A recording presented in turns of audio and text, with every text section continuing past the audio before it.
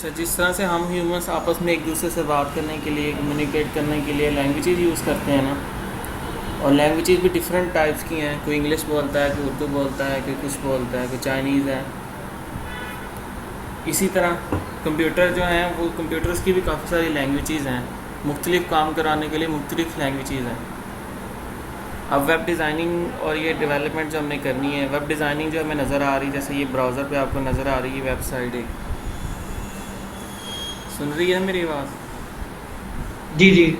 जैसे ही नज़र आ रही है वेबसाइट, स्लाइडर पे इमेजेस चेंज हो रही हैं, ये माउस लेके जाता हूँ, ये इसके ऊपर हॉवर इफ़ेक्ट आता है। उसके बाद नीचे अगर हम जाएं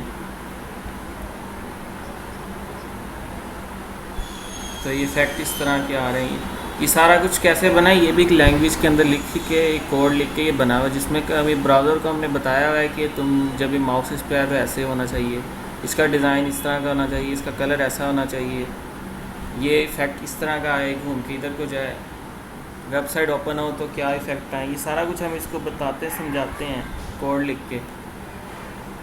क्योंकि कंप्यूटर जिस तरह हम ह्यूमंस आपस में बोल के बात करते हैं, कंप्यूटर के अंदर भी हम वैसे वो भी है लैंग्वेजेस अब आ गई हैं जिसके अंदर कंप्यूटर हम बोल के इंस्ट्रक्शन दे सकते हैं। लेकिन जो इस तरह के सॉफ्टवेयर डेवलप करने होते हैं, एप्लीकेशन बनानी होती है, उसमें लैंग्वेजेस ही हमें लिखनी पड़ती हैं। और काफ़ी सारी लैंग्वेजेस हमने जो करनी इस कोर्स में वो तो होगी ये HTML CSS होगी। ये वेबसाइट जो है इसका फ्रंट डिज़ाइन करने के लिए, क्योंकि आपको जो ब्राउज़र पर नज़र आ रहा है ये वेबसाइट ये दो लैंग्वेज में बनी हुई है, HTML है और CSS यूज़ हुई है इसको कलर वगैरह देने के लिए। अभी उसको भी मैं ओपन करके एक एक करके भी बताता हूँ। उसके अलावा ये जो ब्राउज़र होता है ये इंटरप्रेटर होता है हमारा। इंटरप्रेटर और सर क्या होता है, तुम्हारा रिपीट कर देंगे? ब्राउज़र इंटरप्रेटर होता है। अच्छा। इंटरप्रेट करना अगर गूगल पे लिख के सर्च करोगे ना तो आप लोगों को उसमें मिलेगा कि लाइन बाय लाइन रीड करना, जी जी। ट्रांसलेट करता है ना, जो जिस तरह हम कुछ कोई इंटरप्रेटर, वैसे आप लोग इसकी डिटेल अगर नेट पर सर्च करोगे आपको सारी मिल जाएगी कि इंटरप्रेटर क्या होता है। कंप्यूटर लैंग्वेजेस में भी दो तरह के होते हैं, एक कंपाइलर होता है, एक इंटरप्रेटर होता है। अभी ज़रा अजान हो रही है, अजान सुन लें एक, फिर उसके बाद तब तक आप इंटरप्रेटर सर्च कर लो।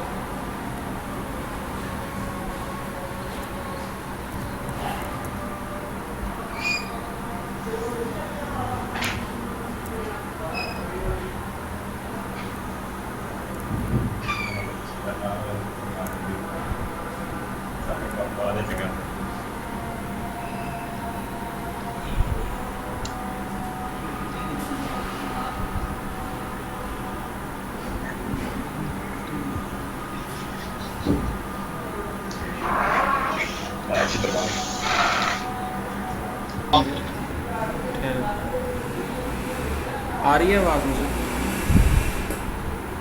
हाँ चलो, अब अजान हो गई है। इंटरप्रेटर का मैं बता रहा था कि एक कंपाइलर होता है, एक इंटरप्रेटर होता है।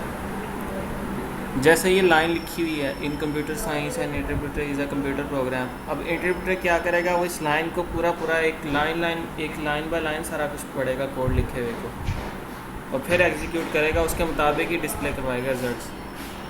इसीलिए आप लोग अगर देखोगे वेबसाइट अगर आप ओपन करते हो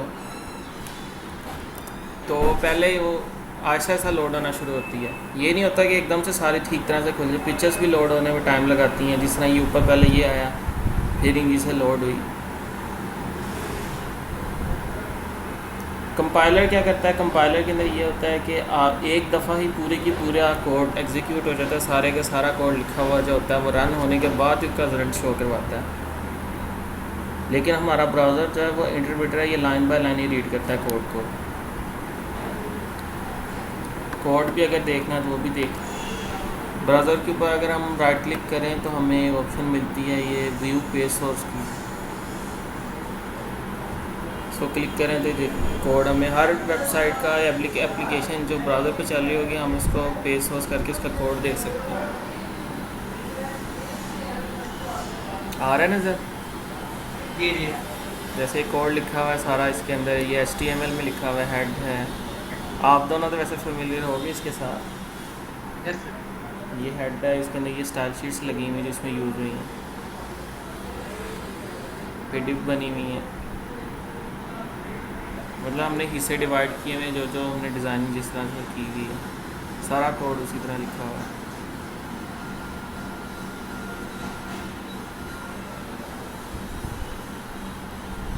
लेकिन ब्राउज़र के ऊपर जो हम ये कोड ओपन करके देखते हैं, ये सिर्फ डिज़ाइन एंड का कोड हमेशा होता है, यानी इंटरफेस जो फ्रंट एंड हमें नज़र आ रहा होता है वेबसाइट का, जो इसकी वजह से लॉजिक जब बिल्ड होती है ना, जिसे हम प्रोग्रामिंग लैंग्वेज कहते हैं,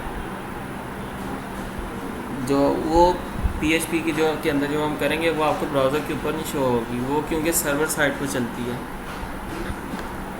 ये HTML CSS जावास्क्रिप्ट भी कुछ लैंग्वेजेस हैं जो कि फ्रंट एंड पे हमें शो होती हैं, और ये चलती हैं क्लाइंट साइड पे, यानी क्लाइंट हम हैं, ब्राउज़र के ऊपर हमारे जो चल रही होती है एप्लीकेशन नज़र आ रही होती है, और जो बाकी प्रोग्रामिंग पीछे होती है, बाकी जो सारा प्रोसेस होता है वो PHP के अंदर हो रहा है, ये कोई भी और लैंग्वेज के अंदर हो रहा है, वो चलता है सर्वर साइड के ऊपर। यानी जो जिस तरह हमारी कंपनी, हमने एक सर्वर रखा हुआ है, उसके ऊपर हमने एप्लीकेशन इंस्टॉल की है, तो हमारा सारा डाटा जो होगा ना वो उसी में स्टोर होगा, लेकिन उसके रिज़ल्ट जो होंगे ब्राउज़र पे कहीं भी खोल के हम उसको देख सकते हैं।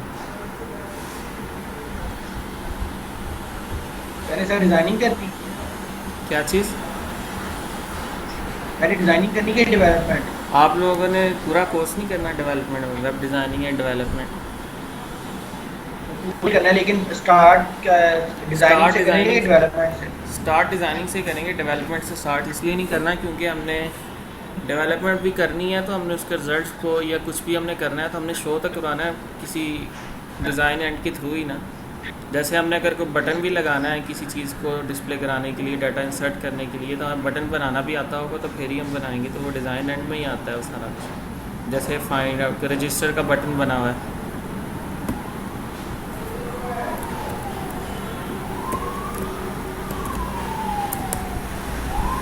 ये एक वेबसाइट है, ये भी चल रही। अब जिस आप इसको आप यहाँ पर आप लोगों को फ्रंट एंड इसका नज़र आ रहा है अभी,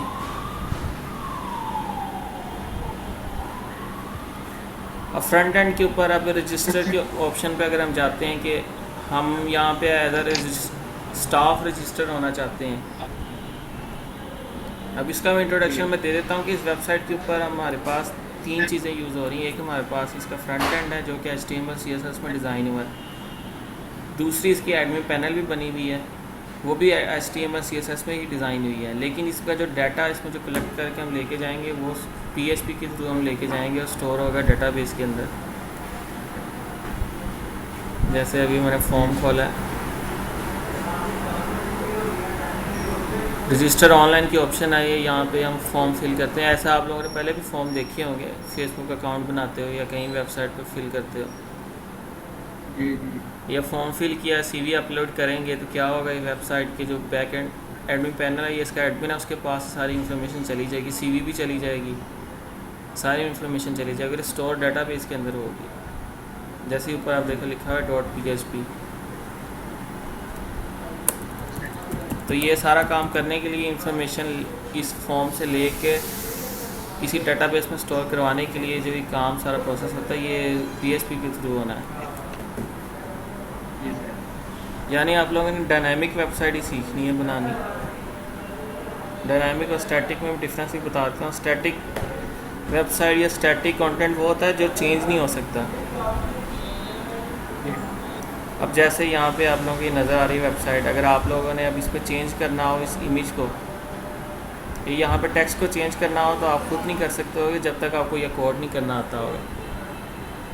और दूसरा वे इसका ये है कि ऐसी एडमिन पैनल इसकी वजह से बनी हो जहाँ पे आप जाओ, जाके इसे ओपन करो, उसके अंदर टेक्स्ट लिख के उसको सेव करो तो यहाँ पे ऑटोमेटिकली शो होना शुरू हो जाए। ये स्टैटिक बनी हुई है? ये स्टैटिक भी है, डायनामिक भी मिक्स है ये। तो जैसे मैं इसका भी दिखाता हूँ आपको, इसकी बैकएंड भी,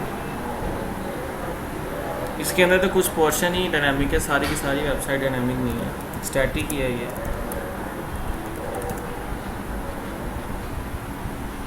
अब ये उसके एडमिन पैनल है, ये भी HTML CSS के अंदर ही सारा कुछ डिज़ाइन किया हुआ है। देखो रजिस्ट्रेशंस होती हैं, जैसे एज अ स्टाफ का रजिस्टर होता है, तो जैसे आप फॉर्म फिल करते हैं सारी इन्फॉर्मेशन यहाँ में शो हो रही है। ये सीवीज उनकी हमारे पास आ रही हैं, हम किसी रिकॉर्ड पे डिलीट भी कर सकते हैं यहाँ। एडमिन भी नहीं कर सकते? एडमिन कर सकते हैं ना ये डिलीट, जैसे मैं अगर डिलीट करना चाहूँगा डिलीट हो जाएगा, लेकिन अभी मैंने करना नहीं इसे डिलीट। ओके करूँगा डिलीट हो जाएगा।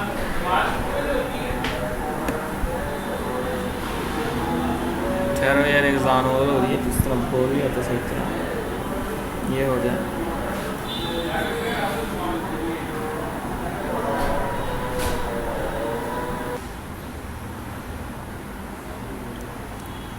हाँ मैं ये बता रहा था कि डायनामिक, ये आपने देखा जैसे वहाँ पे फ्रंट एंड पे ऑप्शन थी फॉर्म फिल करने की, रजिस्ट्रेशन करवाई, रजिस्ट्रेशन का की, उसका सारा डाटा यहाँ पे आपको शो हो रहा होगा। ये आ गया यहाँ पे एडमिन के पास, एडमिन डिलीट भी कर सकता है। अब ये जो डिलीट ऑपरेशंस हैं, इस तरह की जो चीज़ें ये बनती है प्रोग्रामिंग के थ्रू। जैसे मैं डिलीट करूँगा तो इसके पीछे लॉजिक लिखी हुई है, वो चेक करता है कि हर बटन प्रेस हुआ है, उसके बाद ये फिर पूछता है कि क्या वाकई हम डिलीट करना है। अगर हम ओके करते हैं तो फिर ये क्या करता है, पूरा का पूरा रिकॉर्ड जाके उस डाटाबेस में से डिलीट कर देता है, सारी वैल्यूज़ भी ख़त्म कर देता है और ये सीवी भी पड़ी हुई उड़ा देता है फाइल। तो ये हम पीएचपी के थ्रू करते हैं। हम डाटाबेस का भी थोड़ा सा स्ट्रक्चर दिखाते हैं, लेकिन ये जब करेंगे थोड़ा थोड़ा करके तो फिर ही समझ आना है। अभी वो चलेगी नहीं डाटाबेस क्योंकि स्काइप चल रहा है।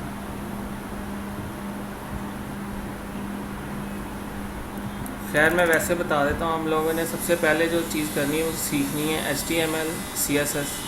आप दोनों से वैसे वहाँ ली भी क्लास, अब तो पता ही होगा उसके बारे में थोड़ा थोड़ा। HTML CSS हम करेंगे पहले। HTML इस तरह है जिस तरह समझ लो बॉडी है, तो बॉडी के अंदर जो स्केलेटन होता है, जो ढांचा होता है, वो HTML है। सर दोबारा बताएंगे? HTML इस तरह से जिस तरह बॉडी है ना, बॉडी के अंदर स्केलेटन होता है, हमारा ढांचा जो है जी जी वो HTML जी है, वो HTML से बनता है। और CSS जो हमारा ऊपर, जिस तरह मैं जो कह लो ऊपर ये सारा जो डिज़ाइनिंग होती है, कोई भी एप्लीकेशन बनती है या कुछ भी है जो ऊपर, उसके अंदर बेसिक स्ट्रक्चर जो होता है HTML के थ्रू हम उसको बिल्ड करते हैं। जी सर। जिस तरह मकान बनना था हमें उसको खड़ा इसी तरह करना है, वो उसके बाद उसको पेंट शेंट करना है तो CSS के थ्रू करना है। जैसे ये वेबसाइट आपको नज़र आ रही है, ये एडमिन पैनल भी बनी है, तो इसका स्ट्रक्चर बेसिक जो है वो HTML के थ्रू ही बना हुआ है। ये देखो इसके अंदर भी आपको डिव नज़र आ रही होंगी, डिव हेडर है, सारा कुछ है। ये सारा स्ट्रक्चर है जो कि HTML के थ्रू बिल्ड होता है। UL एलाइज हैं। जी जी। उसके बाद जब इनको कलर देना, उनको बताना कि उनका स्टाइल कैसा हो, ये बटन का कलर कैसा हो, कैसा बड़ा हो, ये स्पेस, इसके पीछे बैकग्राउंड कलर ब्लू किया हुआ है, उसके ऊपर टेक्स्ट का कलर वाइट है, कितनी स्पेस होनी चाहिए इनमें, फ़ॉन्ट्स के इनके साइज़ कैसे हों, इनका कलर कैसा लगे, ये सारा कुछ बनता है CSS के थ्रू। और CSS के अंदर ही हम डिफ़ाइन करते हैं, जिसे हम कहते हैं ना बाद बनाने के बाद हमें कलर वगैरह देने से खूबसूरती देनी है, वो सारी CSS में होती है। CSS भी एक लैंग्वेज है, HTML भी एक लैंग्वेज ही है। ये देखो CSS की भी कोड अगर मैं दिखाऊँ तो ये एक ही लाइन इस पर लिखी हुई है, जैसे बैकग्राउंड कलर बता रहे हैं, ये उसका कलर का कोड लिखा हुआ है। और ये एक वैल्यू है जिसके थ्रू हम उसको नाम रखा हुआ है, कोई हमने जिसको कलर ये दे रहे हैं, ये नाम जिसके ऊपर कॉल होगा उसको ये कलर अप्लाई हो जाएगा। जी सर। ये किसी इनपुट फील्ड को कलर दिया हुआ है। बाकी साथ साथ करोगे, जब शुरू से हम पेज एक वेब पेज बनाना शुरू करेंगे तो फिर आप लोगों को आता जाएगा। जैसे एक वेब पेज पहले बनाया भी था क्लास के अंदर, यही वाला था।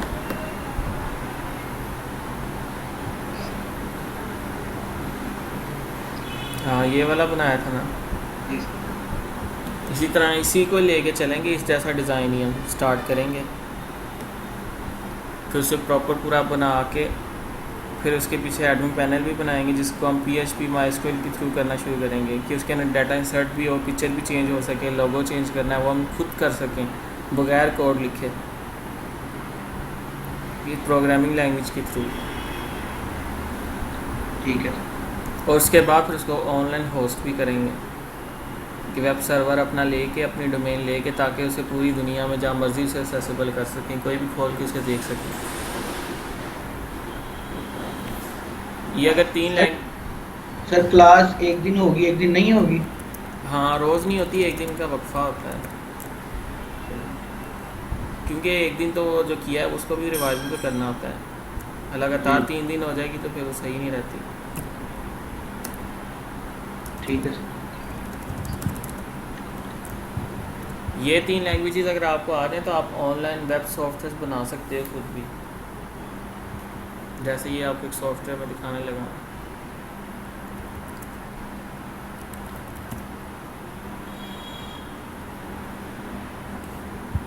अभी एक सॉफ्टवेयर है जिसमें इनकी सारी चीज़ें मैनेज हो रही हैं। जैसे प्रोडक्ट ऐड होते हैं, फिर उनको प्राइसेस असाइन करते हैं, जैसे बोतल है, कैन है, कुछ भी है, कैटेगरीज बनाते हैं उनकी कि बोतल होगी क्या चीज़ होगी, लिख के उसको ऐड कर देते हैं। ये सारा कुछ इन्हीं 3 लैंग्वेजेस के थ्रू हो रहा है। फिर उसके अंदर प्रोडक्ट ऐड करते हैं, उसकी कैटेगरी ये आ गई, इसका नाम, उसकी आईडी, क्वांटिटी, इसकी पिक्चर डाल देते हैं। फिर प्राइसेस उसको डाल देते हैं, फिर स्टॉक मैनेज करते हैं। ये सारे इस तरह के सॉफ्टवेयर भी इन्हीं लैंग्वेजेस के थ्रू बनते हैं। HTML CSS के थ्रू तो हमने डिज़ाइन बनाना है ना, ये बटन्स आपको नज़र आ रहे हैं, सारा कुछ नज़र आएगी, तो हमने उसके थ्रू बनाना है। ठीक और बाकी जो हमने इस पीछे प्रोग्रामिंग करनी वो हम PHP के थ्रू करेंगे। ठीक है सर। आपके मोबाइल ऐप्स जो हैं इसमें एंड्रॉयड यूज़ होता है, एंड्रॉयड भी लैंग्वेज है, प्रोग्रामिंग लैंग्वेज ही है, जावा में जो यूज़ होती है। लेकिन उसमें जो इंटरफेसेस बनते हैं उसमें भी ये HTML भी यूज़ होती है, 1-2 लैंग्वेजेस और हैं, XML है वो भी यूज़ होती है, इसके अलावा भी लैंग्वेजेस यूज़ होती हैं। किसी भी लैंग्वेज में काम करें हमें इंटरफेस तो हमने बनाना होता है लाजमी, ताकि जिसके थ्रू यूज़र आके इंटरेक्ट कर सके। जैसे आपकी फेसबुक ऐप है, फेसबुक चलाते हो, वेब पे चलाते हो, उसके लिए भी इंटरफेस मिला हुआ है, एप्लीकेशन डाउनलोड करते हैं उसके लिए भी इंटरफेस मिला हुआ है। जी सर। हमें कोड लिख के तो नहीं करना पड़ता कि हमने एक पोस्ट करनी है तो पहले आप उसका कोड लिखने बैठेंगे कैसे पोस्ट होगी। जी हम बस वो ऊपर लिखते हैं, पोस्ट का बटन हिट करते हैं तो पोस्ट हो जाती है, और वो सेफ रहती है हमारी प्रोफाइल के अंदर, डिलीट भी नहीं होती जब तक हम खुद ना करें।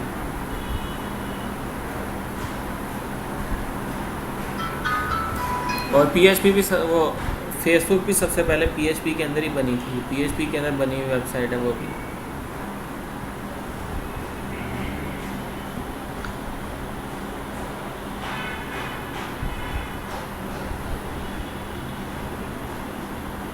लेकिन समझ आई है कोई चीज़ की नहीं? जी सर अभी इंट्रोडक्शन ही मैंने देना था कि कौन कौन सी लैंग्वेज, बाकी जो हम काम करना शुरू करेंगे तो फिर ऐसा तो आप लोगों को समझ आती जाएगी सारी। ठीक है सर। और साथ में ये भी मैं बताऊंगा कि आप लोगों ने अगर काम करना हो तो किस तरह से कर सकते हैं काम, और आजकल किस किस तरह की वेबसाइट चल रही हैं, कैसे क्या क्या डिमांड है। सर प्रोजेक्ट होगा? प्रोजेक्ट तो हो गया, प्रोजेक्ट के थ्रू ही तो काम आना है, उसमें तो आना भी नहीं, प्रोजेक्ट बेस्ड ही काम करना है।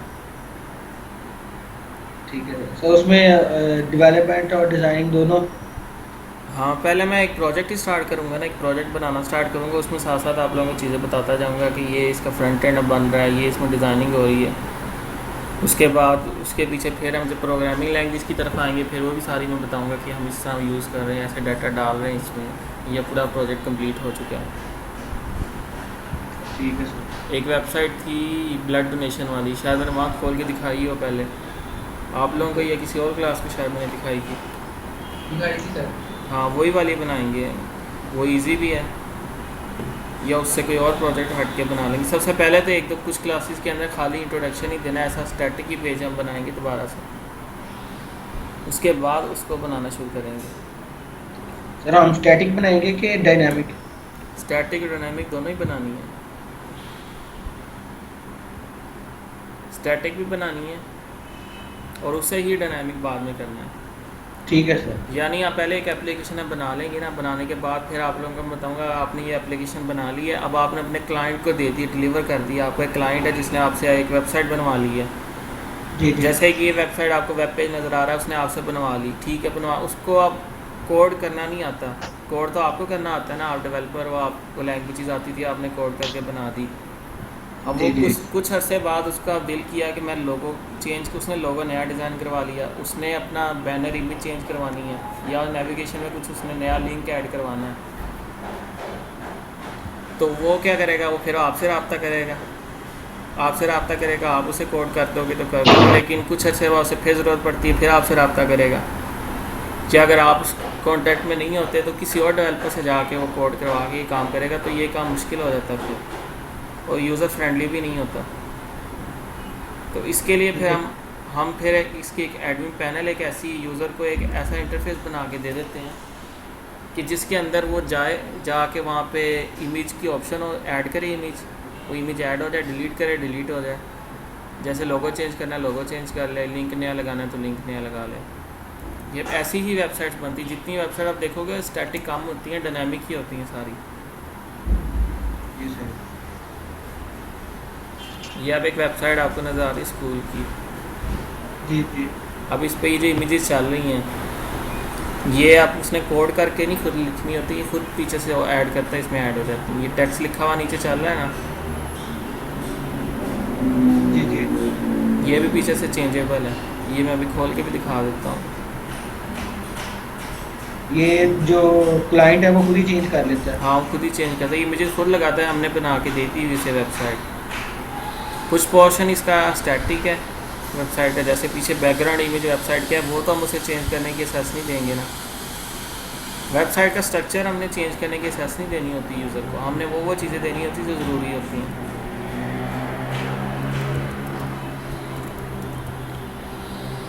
जी सर, ठीक है सर। इसकी भी एडमिन पैनल बनी हुई है।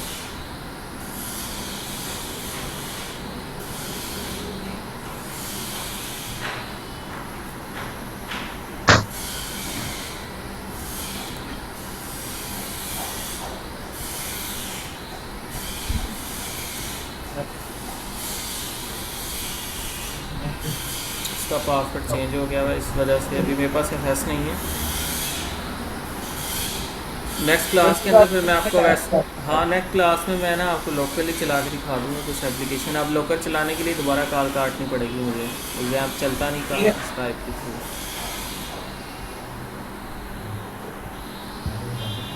नेक्स्ट पे परसों ही होगी क्लास। ठीक है सर, परसों सर ये 4 बजे। हाँ यही टाइम होगा, यही टाइम मेरे पास सही होता है फ्री भी। कोशिश किया करो 4:30 बजे टाइम है, 4:30 बजे तक ऑनलाइन आ जाओ।